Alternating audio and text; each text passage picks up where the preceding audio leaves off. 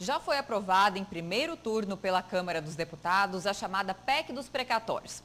Os precatórios são dívidas do governo advindas de processos com sentenças judiciais definitivas decorrentes de causas tributárias, trabalhistas ou de outra natureza. E um dos objetivos dessa PEC é viabilizar o Auxílio Brasil, que vai substituir o Bolsa Família e mais de dobrar, o valor destinado, em suma, a famílias em situação de extrema pobreza. E é para falar sobre esse e outros assuntos que nós vamos conversar agora no Jornal do Meio-Dia, ao vivo pela internet, com o deputado federal de Mato Grosso pelo Solidariedade, doutor Leonardo. Doutor Leonardo, seja bem-vindo ao Jornal do Meio-Dia. Boa tarde.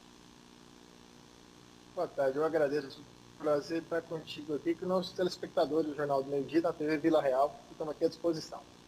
Deputado, o texto base da PEC já foi aprovado em um primeiro turno na Câmara dos Deputados, mas por ser uma PEC, ele ainda precisa ser aprovado novamente por 3/5 ali dos deputados, incluindo o senhor, e mais em dois turnos pelo Senado Federal. Eu gostaria de saber o seu posicionamento, qual foi o seu voto, e se o senhor acredita que essa PEC, ao final, será aprovada definitivamente. Perfeito. Ontem a gente votou o primeiro turno, acabou por volta de 2 horas da manhã, falta o segundo turno para ir para o Senado e ter mais 2 turnos no Senado e a gente vê se não tem nenhuma divergência para essa PEC andar, para se tornar uma legislação. Eu votei favorável à PEC 23, até por conta porque lá trata do novo auxílio, que é o Auxílio Brasil, que substitui o programa Bolsa Família, que já se encerrou agora, no final do mês passado. Então, o governo federal cria esse novo Auxílio Brasil com o valor de R$400, para a gente estar aí aproximadamente quase 20 milhões de pessoas que teriam direito a esse novo auxílio para levar essa renda, esse dinheiro à população. Como eu falo, fui favorável porque é fácil você criticar de barriga cheia, enquanto a população passando fome, e a gente sabe que esses R$400 ainda é pouco para conseguir subsistência, mas já é um auxílio junto a outras frentes que o governo federal vai lançar para aumentar o emprego, grandes obras federais, para a gente fazer um grande plano para ajudar a economia brasileira, incentivando o consumo e levando esse programa social para as famílias brasileiras, mais que dobrando o valor do atual Bolsa Família. Deputado, alguns deputados de oposição acabaram criticando essa PEC, dizendo que é uma espécie de calote, mas a verdade é que, com ela, ainda vai ser necessário furar o teto de gastos e, tendo em vista que estamos saindo de uma pandemia, não seria realmente o momento da gente parcelar esses precatórios, como é a proposta da PEC? Como vai ser feito esse pagamento?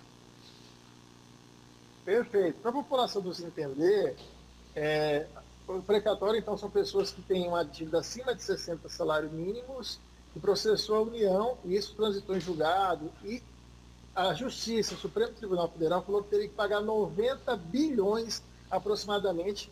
E eu estou falando aqui, assim, lógico, temos precatórios alimentícias, esses serão garantidos. Pessoas que têm a questão alimentar, pensão, tem alguns precatórios de professores, que também foi feito acordo. Mas nós estamos falando aqui da grande maioria de estados, municípios, que tem precatórios milionários querendo que o governo pague imediatamente. Então não é justo, não vai ter calote. O governo falou, olha, cerca de 30 bilhões nós vamos garantir, as precatórias alimentícias vamos pagar, vamos dar prioridade àqueles que têm valores menores para receber, e esses grandes que têm a receber da União serão parcelados e divididos por tempo. Isso é lógico, porque nós temos uma situação de pandemia, a população querendo e precisando receber o auxílio. Agora é engraçado, quando foi votado aqui o valor de mais de 50 bilhões por mês para auxiliar estados e municípios, tudo beleza. Agora nós estamos falando de um programa aí que não vai chegar a 40 bi no ano, a oposição não quer. E a gente escuta aqui o bastidor para o jogo político, querendo antecipar a disputa do ano que vem. Então a gente tem que pensar na população, não será feito calote, porque a gente está falando do grande devedor. O pequeno não entra nessa história e querer criar uma narrativa dizendo que isso vai afetar, não vai afetar de forma alguma, porque nós estamos falando de precatórios milionários. Se não fosse lucrativo, tem empresa que compra precatório. E nós não podemos esquecer aqui que na década de 90, 96, 97, os escândalos que foram os precatórios, que foi um escândalo que teve até a CPI do Senado investigando. E de lá para cá a gente continua muita fraude por aí, e aí a gente fala daqueles, principalmente os estados e municípios pressionando, porque tem valores milionários de precatória contra o governo federal. Então, a gente tem que pensar na população nesse momento que precisa de auxílio. Como eu falei, R$ 400 é pouco, precisa ampliar mais ainda. Nós temos um auxílio que foi feito do gás, temos que incentivar o emprego, a construção civil, grandes obras federais, por um grande plano de retomada e reaquecimento da economia brasileira. E se a economia crescer, não fura o teto de gasto.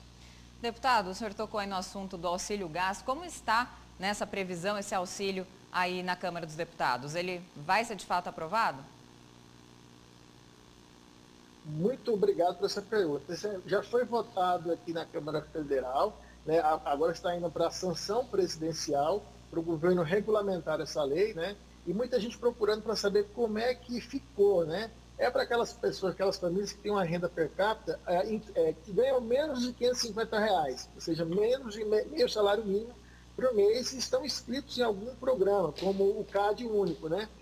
E a gente agora, com essa mudança do Bolsa Família para o Auxílio Brasil, também espera que o Poder Executivo aproveite essa organização operacional dos auxílios existentes. Então, a gente vai pegar, espera a sanção presidencial, espero que o presidente não vete, né? E ainda assim vai ser um valor subsidiado, porque da metade do preço, da média do preço nacional, referente ao botijão de gás de 13 quilos nos últimos 6 meses, para poder pagar esse benefício. Então, não é uma população, nós estamos falando, que ganha menos de meio salário por mês. São pessoas que não dão conta, que infelizmente estão usando álcool e lenha. E quantos acidentes, já não vimos aqui, até fatal das pessoas que não podem comprar o botijão de gás, tendo que voltar a metodologia lenha, álcool, e causando acidente até com morte. Seria importante, esperamos aí a sanção presidencial, espero que não ocorra o veto nesse importante projeto. Deputado, voltando ao assunto da PEC dos precatórios, né, que está aí diretamente relacionado ao Auxílio Brasil, que interessa para 17 milhões de pessoas, né? A PEC sendo aprovada, o governo terá mais 90 bilhões aí disponíveis, né? Tendo em vista esse parcelamento de precatórios. 50 bilhões serão para o Auxílio Brasil, me corrija se eu estiver errada, 24 bilhões para atualizações de benefícios previdenciários, mais outros valores, e ali sobram 10 bilhões para outros gastos. Já se ventila a possibilidade desses 10 bilhões serem destinados a emendas parlamentares de deputados federais ou até para aquele auxílio dos caminhoneiros, né, que o presidente Bolsonaro havia prometido. O que será feito com esse valor considerável de 10 bilhões? O senhor já sabe? Então, nós temos essa parte que vai ser parcelada, que vai pagar as precatórias até um valor médio de 2019, que por volta de 30 bilhões de reais. Temos a questão do auxílio, que chega, né, ultrapassa 40 bi em todo o seu ano. Temos também, além das atualizações inflacionárias, nós temos a questão que estamos trabalhando aqui para dar incentivos a 17 setores da indústria que está aguardando andar na CCJ, na Comissão de Constituição e Justiça de forma terminativa, ou seja, não precisa ir para o plenário, indústria têxtil, de calçado, de proteína, de transporte rodoviário, enfim, diversos setores que empregam mais de 6 milhões de brasileiros diretamente, fora os empregos diretos, e também parte desse auxílio pode ajudar nessas isenções e incentivos que essas empresas, porque o Congresso votou, o governo federal até era maior, 52 setores, diminuiu para 17, uma votação do Congresso Nacional, nós derrubamos o veto do presidente à época. E provou ser tão importante porque nós conseguimos garantir emprego para a população que já está sofrendo. Agora ele vence dia 31 de dezembro e a gente quer também que uma parte desse recurso seja utilizado para dar incentivo para as empresas para manter os 6 milhões de empregos e gerarmos mais emprego no Brasil, que é que nós estamos precisando nesse momento. Deputado, falando em valores, né, na casa dos bilhões, eu tive acesso a uma pesquisa da BBC Brasil, que fez um último levantamento em 2019, dizendo que o Congresso Nacional Brasileiro é o segundo mais caro do mundo, que gasta em média 11 bilhões de reais por ano. Não seria o momento, talvez, de deputados como os senhores senadores cortarem certas regalias, que a população sabe muito bem, a população tem reclamado bastante, apesar de que cortar na própria carne muitas vezes dói? Não, acho que todo mundo está sofrendo nesse momento, tem que cortar, mas vocês esquecem que o judiciário é um dos mais caros do mundo. Sem né? falar do judiciário, falando porque o senhor é do legislativo, né? Sim, só olham para o legislativo. Eu faço austeramente, sou um dos que menos gasta, faço a minha parte, só aquele que é essencial, cuido do dinheiro público dos eles, espero que todo mundo pudesse fazê-lo igual. Eu acho que tem muito, deputado, não precisa de 503, Eu sei que a época foi a Constituição para dar representatividade igual para os estados. Existe um porquê isso foi criado. Mas não precisamos ter 3 senadores por estado, porque um é o famoso biônico na época militar, poderia diminuir um, poderia também diminuir o número de parlamentares. E isso já teve muita moralização na casa aqui, tem muita coisa que o pessoal acha que existe e não existe mais, já foi cortado e a gente vem cortando, a gente tem que avançar mais ainda, né? Mais ainda no avançar da economia, no bom zelo do dinheiro público e poder fazer um mandato. Existe um custo, sim, para se manter uma estrutura tão gigantesca, mas a gente pode otimizar e diminuir muito. E não é admissível ser um segundo parlamento mais caro do mundo, né? Como em outros poderes também. A gente tem que fazer uma boa reflexão e fazer como eu, né? Eu recusei a aposentadoria especial logo quando eu entrei, eu procuro levar austeramente, peço minha conta que está no portal de transparência, vamos menos gastam. Eu acho que isso tem que ser replicar para todo mundo. Existe, para você fazer um mandato e andar, deputado federal tem mais dificuldade que o estadual, a estadual tem mais facilidade, mas eu acho que isso tem que ser feito cascata, todo mundo tem que seguir, e poderia sim voltar à discussão da redução do número de parlamentares, né? Acho que não precisamos de tantos senadores e tantos deputados federais, isso poderia gerar uma economia e ser até mais célere em algumas votações, não ter o peso de algumas bancadas ser muito maiores do que o Estado de Mato Grosso, por exemplo, somos 8 deputados federais, contra outras bancadas que têm um número enorme de parlamentar, acho que poderia ser revisto, isso levaria uma economia substancial e estaríamos fazendo a nossa parte.